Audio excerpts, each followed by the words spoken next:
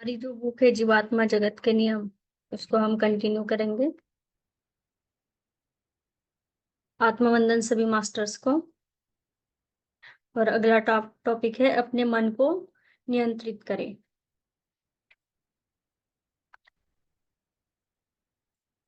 आपके भौतिक शरीर के कारण पृथ्वी पर आपकी संवेदनाओं में कई तरीके से गिरावट आ चुकी है। भौतिक शरीर आध्यात्मिकता में काफी बाधा पहुंचाता है, क्योंकि यह आपकी आत्मा और जीवात्मा जगत के बीच की दीवार होता है। यह सबसे बड़ी बाधा है और आपकी आत्मा के लिए कई समस्याएं पैदा करता है। इसकी वजह से आप ईर्ष्या, घृणा, बेईमानी, पाखंड, दिल तोड़ने, बदला लेने जैसी गलत काम अथवा रोग, पीड़ा और अपने शरीर की तकलीफों से छुटकारा नहीं पा सकते। भौतिक शरीर एक कैद है और आपकी आत्मा कैदी है। यह कैद इतनी मजबूत होती है कि पृथ्वी पर रहने वाले किसी व्यक्ति के लिए इन सभी नकारात्मक भावना से मुक्त होना बहुत कठिन होगा, जब जब तक कि आप एक बहुत ऊंचे स्तर पर न पहुंच जाए, क्योंकि तब आपका अवचेतन मन आम लोगों की तुलना में काफी ज्यादा जागरूक होता है।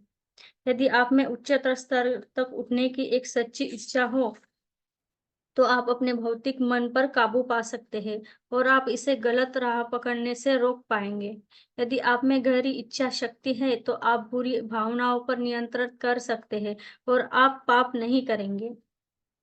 शुरुआत में यह आसान नहीं होता, पर यदि आप एक बार ईश्वरीय राह पर चल पड़ेंगे, तो यह आपके अपने आप ही हो जाएगा और आप कभी बुरी राह पर नहीं जाएंगे। प्यारे पाठकों, तो सबसे पहले आप अपनी बुरी भावनाओं पर हो सके उतना नियंत्रित कर पाना सीखिए। जब आप इसमें सफल हो जाए, तो काफी यह आसान हो जाता है और आप बुरे काम करने में नफरत करने लगेंगे।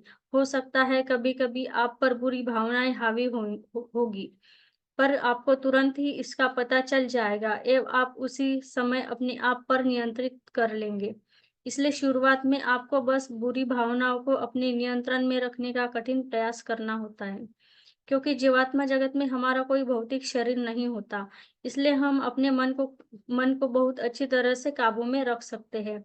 उच्चतर लोकों में हर एक आत्मा इस तरह की बुरी भावनाओं से मुक्त रहती है और हम बीमार नहीं पड़ते, हमें दर्द या तकलीफ नहीं होती। पर यदि आप निम्नतर लोकों में जाएं, तो आपको ईर्ष्या, घृणा, प्रताड़ना, बदले की भावना जैसी बुरी भावनाओं से भरी जगह मिलेगी।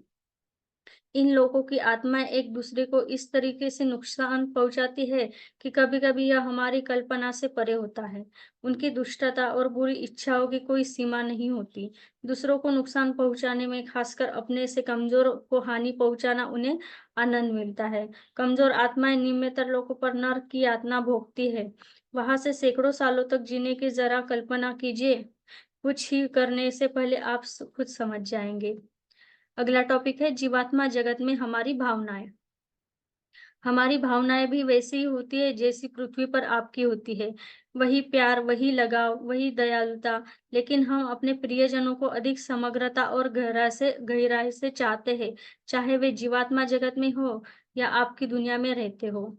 क्योंकि हम अपराध बोध, घृणा और ईर्ष्या जैसे मनोभाव से मुक्त रहते हैं, इसलिए हमारा प्रेम शुद्ध और सच्चा होता है। हम अपने प्रियजनों को निस्वार्थ भाव से, बिना बदले में कुछ पाने की चाह के लिए प्रेम करते हैं। हम प्रेम केवल प्रेम के खातिर नहीं करते। हमारे लिए संभोग का कोई सवाल ही नहीं उठता। इसलिए हमारा प्रेम शारीरिक नहीं बल्कि पूरी तरह से आध्यात्मिक होता है। और हमें संभोग अथवा बदले की कोई इनाम पाने की इच्छा नहीं होती। तो इस प्रकार हम जिन्हें प्यार करते हैं, उनके प्रति हमारा व्यवहार सच्चा, प्यार भरा, गहरा, प्रामाणिक और मजबूत होता है।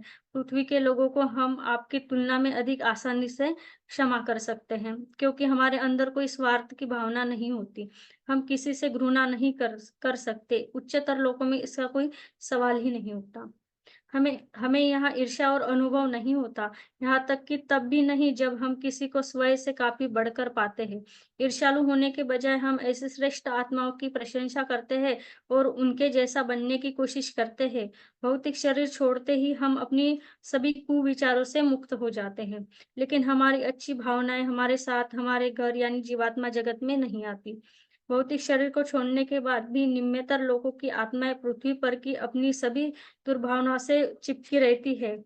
अपने निम्नतर और अंधकारमय लोकों में होने के लिए वे काफ़ी कभी ईश्वर को दोष देते हुए और अधिक नफ़रत, ईर्ष्या और बदले की भावना से भर जाती हैं।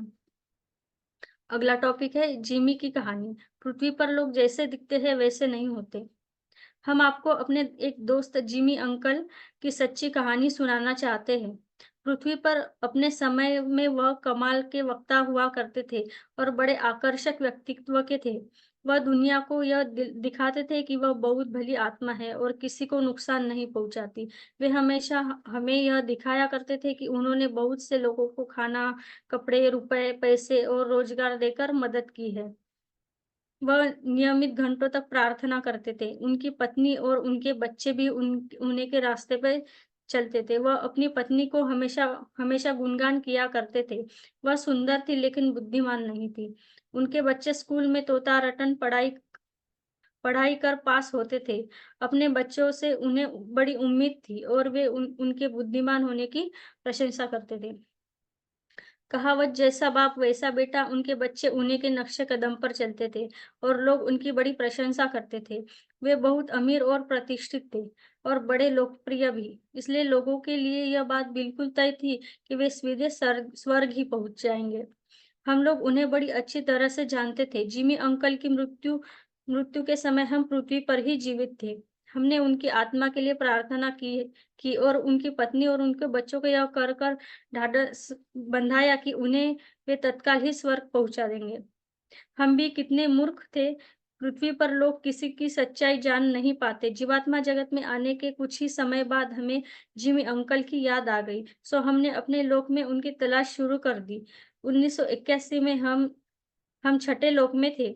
जब हम उन्हें उन्हें नहीं ढूँढ सके तो हमें लगा कि उन जैसी आत्माओं को ज़रूर 7वें सर्वोच्च लोक में होना चाहिए, क्योंकि हम उन्हें विस्मित करना चाहते थे। इसलिए हमने विचार विचार के शक्ति के ज़रिए उनसे संपर्क किया। लेकिन जब छठे लोक में वे हमें न मिले तो हमने अपनी विचार शक्ति को 7वें लोक की ओर ले गए। प्रक्षेपण किया और उन्हें पुकार कर कहा, जिमी अंकल, हम यहाँ जीवात्मा जगत में हैं, कृपया छठे लोक में आकर हमसे मिलिए। हमें कोई जवाब नहीं मिला। रतु ने कहा, विस्पी, वह जरूर 7वें लोक से भी ऊपर चले गए होंगे, क्योंकि वह बहुत बड़े धर्मात्मा थे। इस पर मैंने कहा, बिल्कुल हो सकता है। हम अपनी उच्च भली आत्माओं से पूछेंगे। जीवात्मा जगत में न होने के कारण हमें उन्हें निम्नतर लोकों में जाकर ढूंढने का विचार विचार नहीं आया। हम उच्च भली आत्मा के पास आ गए और जिमी अंकल के बारे में पूछा। श्री उच्च भली आत्मा मुस्कुराए और बोले, वह न तो छठे छठे और न ही 7वें लोक में है। जब तुम लोग निम्नतर लोकों में जाओगे तो वहां उन्हें ढूंढने की कोशिश करना। हम सन्न रह गए। हमने कहा, मान्यवर, यह तो असंभव है। वह बहुत ही भले मनुष्य थे, हमसे कहीं ज्यादा भले। उन्होंने मुस्कुराकर जवाब दिया, हाँ हाँ, मैंने सुना, लेकिन फिर भी मैं जब तुम्हें निम्नतर लोकों में किसी काम से भेजूं तो तुम्हें लोग उन्हें वहां ढूंढना। हमें बुरा लगा और हमारी इच्छा हुई कि श्री उच्च भली आत्माओं को जिमी अंकल के बारे में बताए, पृथ्वी पर किए गए उनके सत्कार्यों के बारे में बताए। लेकिन हम चुप रहे, क्योंकि श्री भली उच्च आत्मा हमसे बेहतर जानते थे। कुछ देर बाद ही उच्च भली आत्मा ने हमें बुलाया और कहा, मैं तुम दोनों को अपने दोस्त जिमी अंकल की तलाश करने का अवसर दे रहा हूँ। मैं तुम्हें एक काम दे रहा हूँ। निम्नतर लोकों में जाओ, अपना काम पूरा करो और तब तक ढूंढने की कोशिश करो। निम्नतर लोकों में जाकर काम करने की बात से हम खुश हुए। तीसरे लोक में अपना काम खत्म कर हमने जिमी अंकल को पुकारा, लेकिन कोई जवाब नहीं मिला। हम खुश हुए, वापस अपने लोक में लौट आए और श्री भली उच्च आत्मा को हमने सब कुछ बताया। श्री उच्च भली आत्मा हंस पड़े और उन्होंने कहा, विस्पी और रतु, मैं चाहता हूँ कि तुम लोग उन्हें ढूंढो, ताकि तुम कुछ ऐसा सीख सको जो तुम्हारे बड़े काम आए। इसलिए मैं तुम दोनों को इसकी अनुमति देता हूँ और तुम्हारी सुरक्षा की भी व्यवस्था करता हूँ। अब दूसरे लोक में जाकर उन्हें ढूंढो और उनसे पूछो कि वे क्यों और कहाँ है। हमें बड़ी हैरानी हुई और हम डर भी गए, क्योंकि कभी किसी काम से हम तीसरे लोक से नीचे नहीं गए थे। श्री उच्च भली आत्मा ने हमें अपनी सुरक्षा पर भरोसा दिलाया और हम नीचे भेज दिया। सुरक्षा की व्यवस्था बहुत ही बढ़िया थी। कोई हमें दिख नहीं रहा था और न ही हमें नुकसान पहुंचा सकता था। उस अंधेरे और डरावनी जगह हम जिमी अंकल की तलाश करते रहे। आखिर वे हमें मिल गए। उन्हें वहाँ उस स्थिति में हताश और दुखी पाकर हमारे मन में बड़ा झटका लगा। हम केवल उन्हें ही दिखाई पड़ रहे थे और हमें देखकर वे हैरान हुए। वे यह सोचकर बड़े शर्मिंदा थे कि वे हमारे सामने बहुत ही बुरी आत्मा साबित हुए। हम अपने आप को नहीं रोक पाए और पूछ बैठे, "आपने ऐसा क्या किया जिमी अंकल कि आपको यहाँ आना पड़ा?" तब उन्होंने हमें अपनी कहानी सुनाई। यह बहुत भयानक कहानी थी।